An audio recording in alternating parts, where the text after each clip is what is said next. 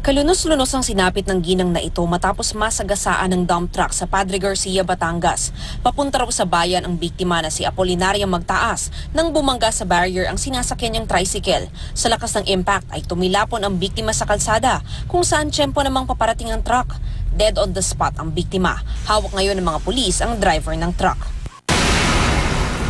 Sa Lipa City naman, sumalakay ang mga miyembro ng termite gang sa isang pawn shop. Sa investigasyon ng mga pulis, lumabas na dumaan sa kalapit na drainage ang mga salarin at naghukay papasok ng pawn shop. Pagdating sa loob, binaklas pa nila ang CCTV para hindi sila makuhanan at matapos nito inilimas ang laman ng vault ng pawn shop. Halos 60,000 pisong pera ang natangay ng mga salarin.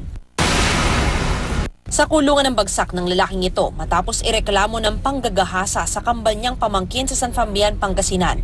Kwento ng lolo ng biktima na iwan sa kanilang bahay ang 2 bata at kanilang tiyuhin. Nang sila'y umuwi, doon na nagsumbong ang mga bata. Paliwanag naman ng sospek, hindi niya ginahasa ang 2 bata pero aminado siyang hinawakan niya sa maselang bahagi ang mga biktima. Kasalukuyang nakakulong ang sospek habang isa sa ilalim sa counseling ang mga biktima.